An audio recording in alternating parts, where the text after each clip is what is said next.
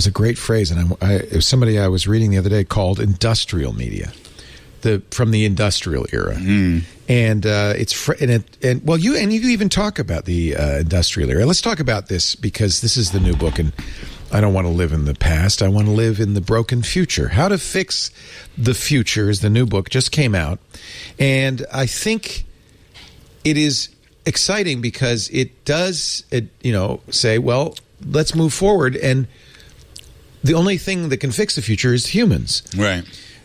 You bring up very early on that the industrial era, and some of the same things that are happening in this technological era happened in the industrial era. So let's talk about history a little bit.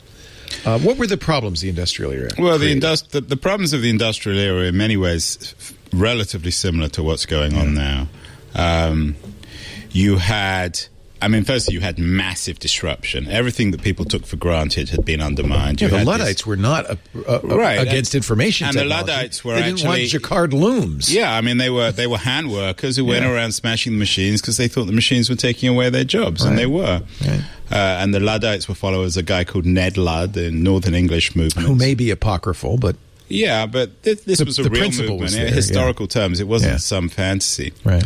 So there was massive disruption, huge disturbance. Everything that we took for granted, or everything that was taken for granted about the industrial age, was undermined. Right.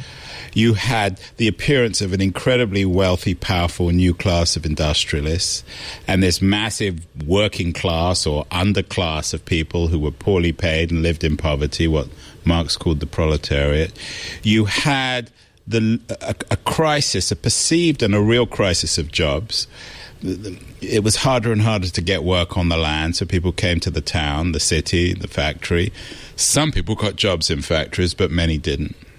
You had a kind of cultural crisis where more and more sort of people were angrier and angrier, more and more sort of corrosiveness about public discourse, and many societies teetered on revolution of one kind or another,